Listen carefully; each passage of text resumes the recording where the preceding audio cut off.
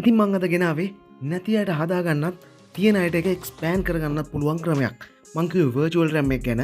ඉතින් ඔයාලා දන්න දෙයක් තමයි virtual RAM කියන එක ගොඩක් device වලට enable වෙලා නැහැ. ඉතින් බලමු මගේ device එකේ disable වෙච්ච මේ virtual RAM එක කොහොමද enable කරගන්නේ කියලා. මම මේකට SetEdit කියන application එක use කරනවා.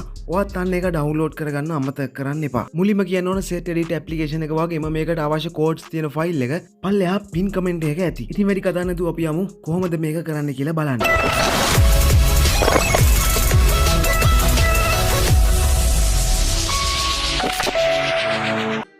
ඉස්සෙල්ලාම ඔයාලට කියන්න ඕන මම මේ වීඩියෝ එක කරන්නේ කිසිම එඩිට් එකක් කරන්නේ නැතුව.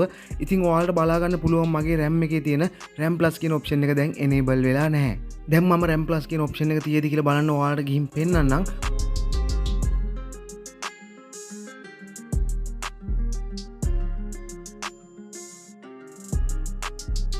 දැන් ඔයාලට පේනවා මෙතන RAM+ කියලා option එකක් නැහැ. ඉතින් ඔයාලට මෙන්න මේක enable කරගන්න විදිය තමයි මම අද මේ වීඩියෝ එකෙන් කරන්නේ. ඉතින් ඔයාලට ඉස්සෙල්ලාම කරන්න තියෙන්නේ ඔයාගේ යන්න ඕන home එකට.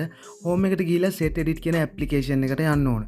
SetEdit application එකට ගියාට පස්සේ ඔයාලට මෙන්න මේ වගේ බලා ගන්න පුළුවන්. දැන් ඔයාලට SetEdit application එකේ උඩම තියෙනවා පේනවා system table කියලා. ඔයා අන්න එක touch කරගෙන තුන්වෙනියට තියෙන global table කියන එක touch කරගන්න ඕන. ඔයාලට බලා ගන්න පුළුවන් උඩින්ම තියෙනවා add new setting කියලා එකක්. ඔයා අන්න එක touch කරගන්න ඕන. ඒක touch කරගෙන මම මේ type කරගන්න විදියට මෙන්න මේ කෝඩ් එක මෙතන ටයිප් කරගන්න ඕන.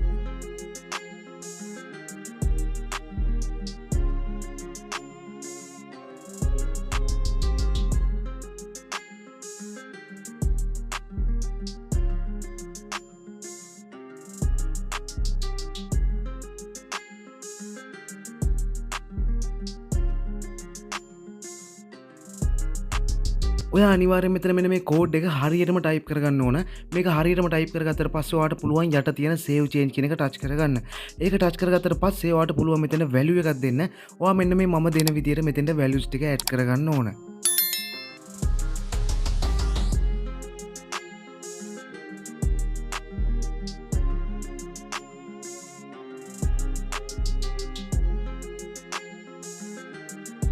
මේ විදිහට values ටික add කරගෙන ඔයාට පුළුවන් මෙන්න මෙතන save change කියන එක touch කරගන්න. ඔයා ආයෙත් මෙතන උඩ තියෙන add new setting කියන එක touch කරගන්න ඕන. ඒක touch කරගෙන මම මේ type කරගන්නවා වගේ අලුත් setting එකක් මෙතෙන්ට type කරගන්න ඕන.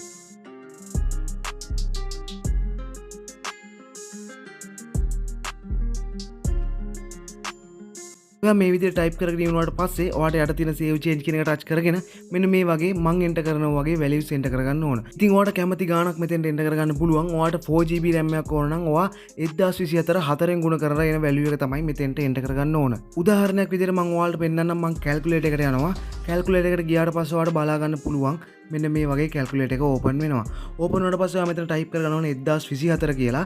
ඊට පස්සේ ඔයා ගුණ කරගන්න ඕනේ මේක ඔයාට ඕන RAM capacity එක අනුව.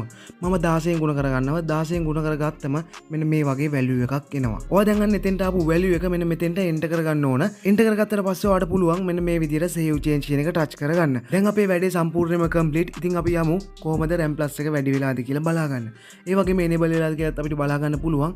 මෙන්න මේ විදිහට ගියාට පස්සේ ඔයාට බලා ගන්න පුළුවන් memory එකේ RAM+ කියන option එක enable වෙලා තියෙනවා. ඒ වගේම මේක ඇතුළට ගියාට පස්සේ ඔයාලට බලා ගන්න පුළුවන් RAM+ එක 64GB වලට වෙනකන් expand වෙලා තියෙනවා. දැන් ඔයාලට මෙතනින් කැමති value එකක් select කරලා ඔයාලට පුළුවන් ඔයාගේ phone එක restart කරගන්න. restart කරගත්තට පස්සේ ඔයාලට බලා ගන්න පුළුවන් ඔයාලට කැමති RAM+ එකක් add වෙලා තියෙනවා. global table එක enable වෙලා නැති කෙනෙක් නම් ඔයාලට පුළුවන් මෙන්න මේ වීඩියෝ එක බලන්න. දැන් ඔයාලට උඩින් කාඩ් එකක් play වෙයි. ඔයාලට පුළුවන් ඒක touch කරලා මේ වීඩියෝ එකට යන්න. ඉතින් මේ වගේ සුපිරිම වීඩියෝස් ඔයා ගාවටම ගෙන ගන්න ඔයාලට පුළුවන් මාව subscribe කරන්න. ඒ වගේම අමතක කරන්න එපා bell icon එක click කරන්න. ඉතින් ඔයා මේක අනිවාර්යෙන් try කරලා comment එකක් දාගෙන යන්න අමතක කරන්න එපා. ඔයාටත් මේක වැදගත් වුණා නම් ඔයාගේ යාළුවොත් එක්ක share කරගන්නත් අමතක කරන්න එපා. ඒ වගේම like එකක් දාගෙන යන්නත් අමතක කරන්න එපා.